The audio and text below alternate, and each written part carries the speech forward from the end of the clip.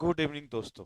मैं ए के मेहता आदित्य जीएमसीआईएस एकेडमी में स्वागत करता हूं। जैसा कि मैंने आपसे वादा किया था कि हम करंट अफेयर्स का एक सीरीज लेकर के आएंगे, जिससे यूपीएससी और बीपीएससी के करंट अफेयर्स विद्यार्थियों को जो विद्यार्थी हैं उसको करंट अफेयर्स में जो समस्या आती है उसको मैं दूर करने की एक हल्की सी कोशिश कर रहा हूं।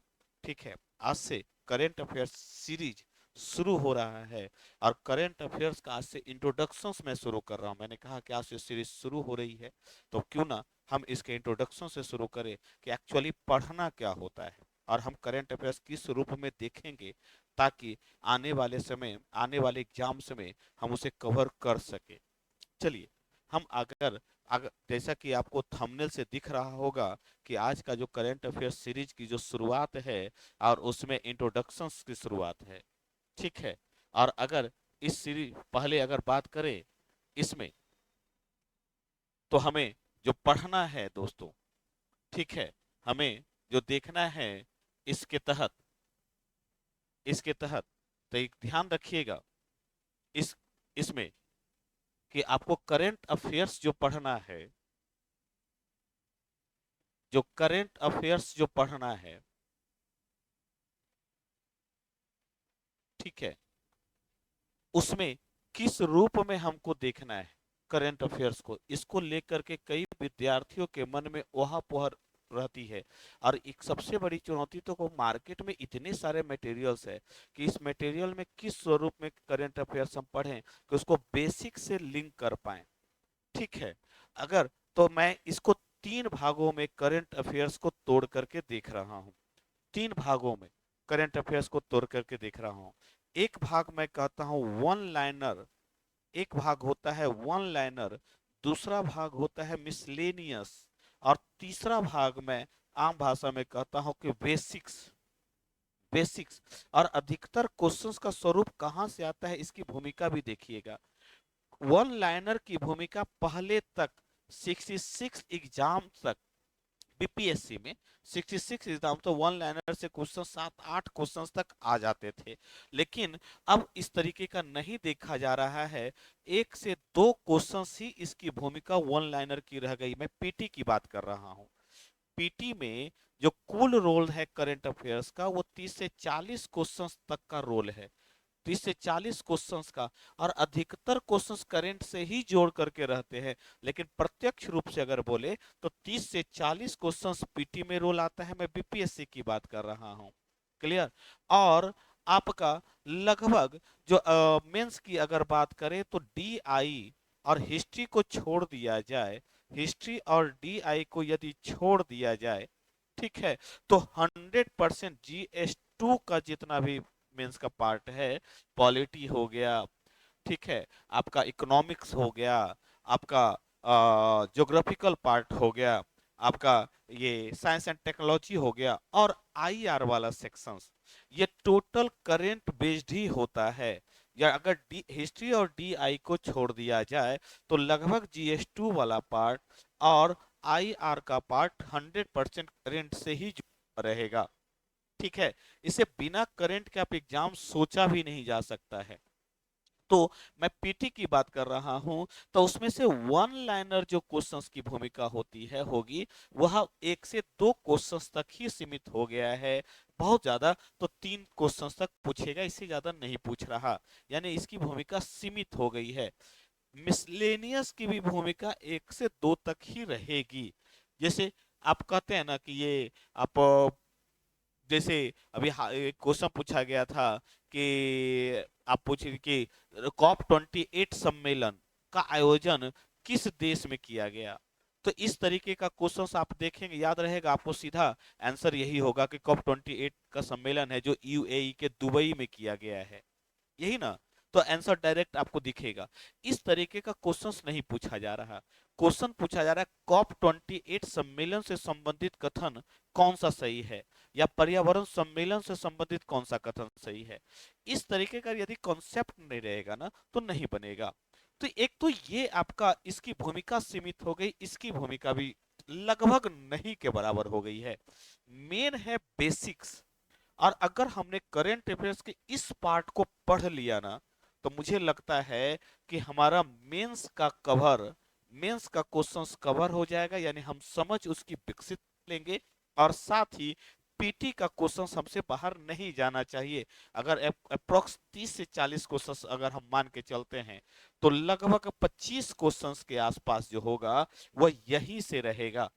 25 क्वेश्चंस आपका यहीं से रहेंगे। और मेंस का तो 100% क्वेश्चंस डीआई और हिस्ट्री को छोड़ करके बाकी 100% क्वेश्चंस यहीं से रहने वाले। क्लियर? इसीलिए इसकी भूमिका बहुत महत्वपूर्ण हो जाती है।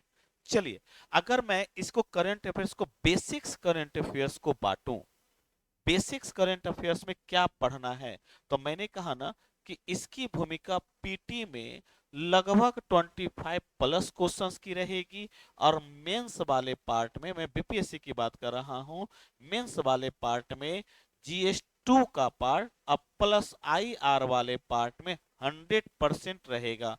इसी से क्वेश्चन जोड़ करके आएंगे। क्लियर? वही अगर आपका बेसिक्स मजबूत नहीं है तो करंट अफेयर्स आप कितना भी पढ़ेंगे याद नहीं होगा। क्लियर? इसीलिए आप इसको मैं ना 3 से 4 भागों में तोड़ करके देख रहा हूं, ताकि हमें पढ़ना आसान हो जाए।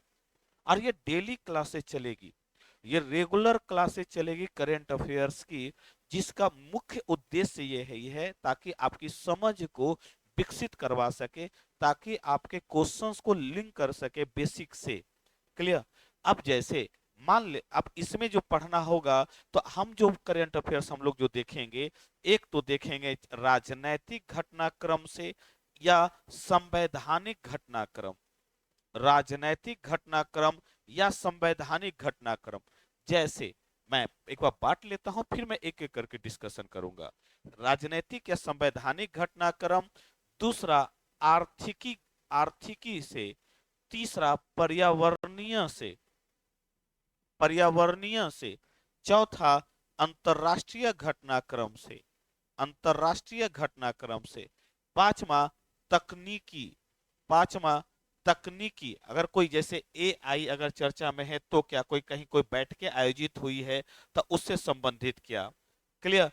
इस तरीके से आपका चाहे राजनीतिक हो, आर्थिकी हो, पर्यावरणीय हो, सामाजिक, सामाजिक से भी, सोशल से भी, तो ये 5 से 6 टॉपिक हम करंट अफेयर्स को इस रूप में देखेंगे। ठीक है? और यदि अन्य कोई बच जाएगा, जैसे खेल कूद, मनोरंजन, पुरस्कार वगैरह अगर होगा, तो वो हम अलग से देख लेंगे। खेल कूद हो गया, पुरस्कार हो गया, या अन्य बातें, तो ये आप खुद भी देख सकते हैं। क्लियर? तो मेनली रूप से जो हमारा फोकस होगा वह इन्हीं चीजों पर होगा, इन्हीं पर होगा मेनली रूप से। और विश्वास दिलाता हूं दोस्तों कि इससे बाहर क्वेश्चंस अगर हम 10 क्वेश्चंस पढ़ रहे हैं, तो 10 में से 7 क्वेश्चंस आप देखेंगे इन्हीं के बीच में आएगा।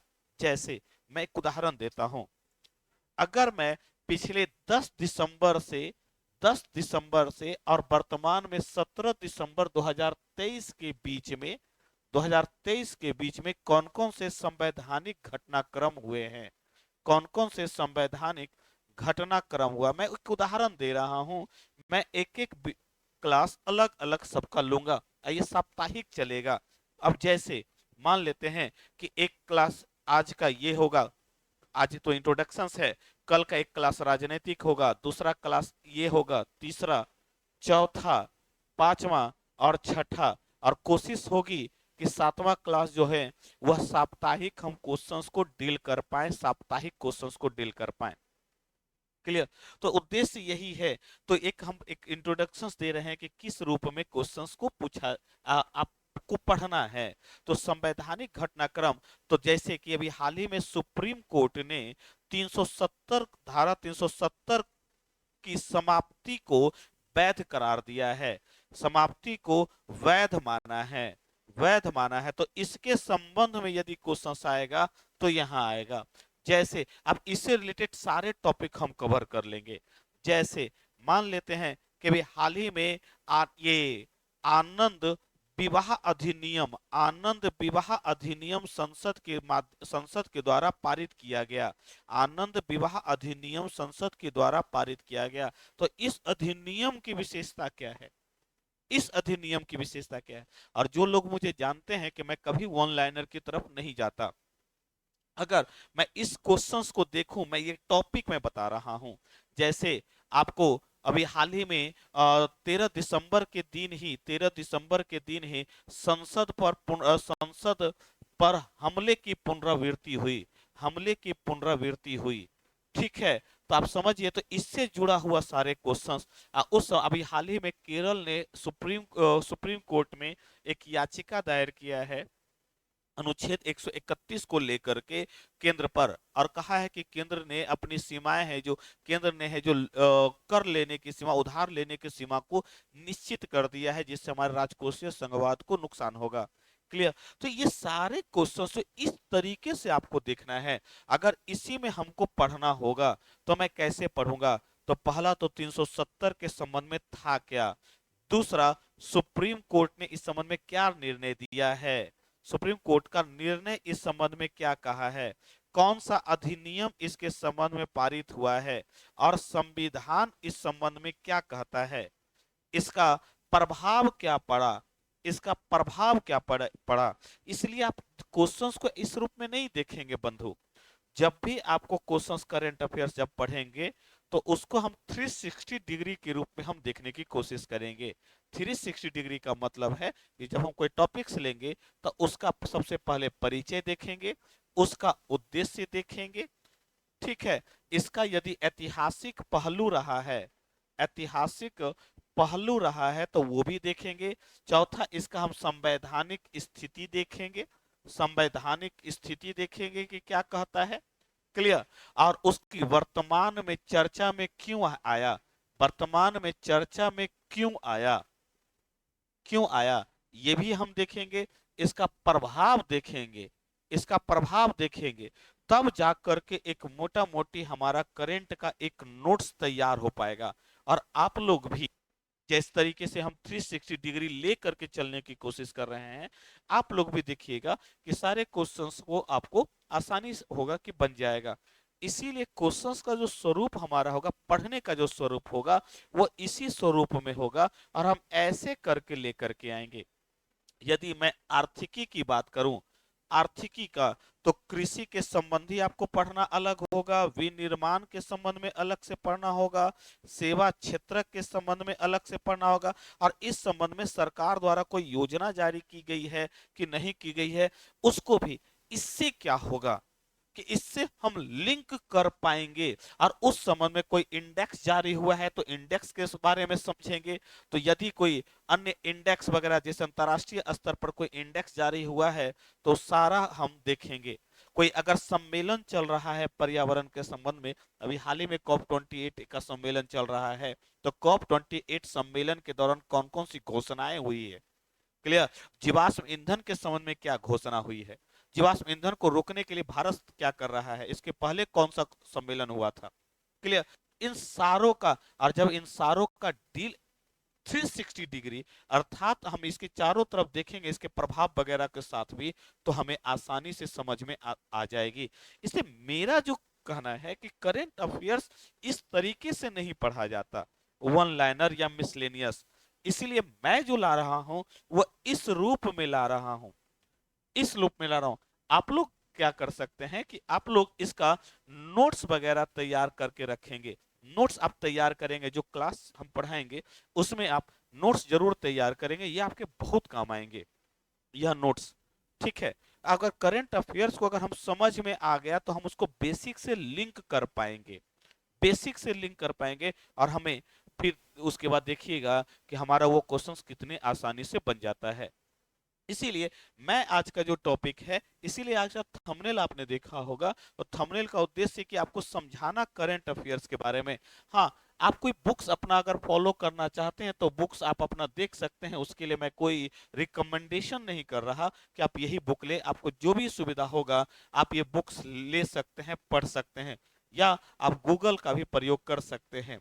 क्लियर। ये आप स्वतंत्र है इस संबंध में, बुक्स को संबंध में, तो इसके लिए मैं कोई रिकमेंड नहीं कर रहा किसी बुक्स को, लेकिन इसी रूप में चला जाएगा। मैं इस रूप में चलने की कोशिश न के बराबर करूंगा, कोशिश होगी कि मैं इसी स्वरूप को पकड़ के रखूं ताकि सारे क्वेश्चंस को डील कर पाऊं।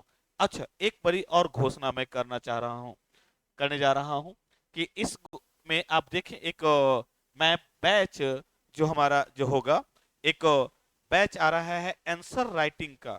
आंसर राइटिंग का बैच हमारा शुरू हो रहा है 25 दिसंबर से 2025 दिसंबर, इसी 25 तारीख से 25 दिसंबर से आंसर राइटिंग का बैच शुरू हो रहा है और 70th बीपीएससी को लेकर के हो रहा है। सिर्फ इसमें, इस आंसर राइटिंग के बैच में सिर्फ और सिर्फ आपको आंसर राइटिंग ही कराई जाएगी और कुछ नहीं कराई जाएगी। आपको डेली डेली दो से डेली 2 आवर्स आपको यहाँ आंसर राइटिंग करनी होगी। शॉर्ट नोट्स आपको लिखना होगा, लॉन्ग आपको लिखना होगा, आपको ऐसे पर भी आपको देखना होगा। इसीलिए आपकी जो टोटल टॉपिक चलेगी सिर्फ और सिर्फ आंसर राइटिंग की ही क्लास चलेगी, 2 से 3 घंटे का। इसमें पढ़ाया नहीं जाएगा, सिर्फ लिखने पर फोकस किया जाएगा। अधिकतर स्टूडेंट की समस्या है कि लिखें कैसे, और मुझे लगता है कि ये मैं एक अच्छा इनिशिएटिव, कई स्टूडेंट से मैंने पूछा तो उन्होंने कहा कि सर हमें सबसे बड़ी समस्या लिखने की हो रही है, हमको लिखने नहीं आ रहा है। क्लियर। आप कितना भी पढ़ते हैं तो देखते हैं कि जब लिखने बैठते हैं मेंस का, तो हम लिख नहीं पाते हैं क्वेश्चंस को। इसलिए स्पेशलाइज्ड जो लाया गया है वह आंसर राइटिंग का बैच 25 दिसंबर से लाया गया है। 25 दिसंबर से आंसर राइटिंग का बैच हम लोग शुरू कर रहे हैं। जो भी स्टूडेंट्स इंटरेस्टेड रखते हैं, जिनको लिखने में समस्या है, जिनको पता नहीं चल रहा कि भूमिका में क्या लिखा जाए, विषय वस्तु में क्या लिखा जाए, क्वेश्चंस क्या कहता है, यह इसी समय इवेलुएट हो जाएगा। और उसी क्लास के दौरान ही आपको है जो क्वेश्चंस का फॉर्मेट भी बता दिया जाएगा कि इसमें क्या पॉइंट देना चाहिए। यह 25 दिसंबर से स्टार्ट हो रहा है, 25। और ये स्टार्ट हो रहा है 11 बजे से। टाइमिंग है जो हमारा, जो टाइमिंग अभी जो रखा गया है फिलहाल में, वो 11 से 2 का टाइमिंग रखा गया है।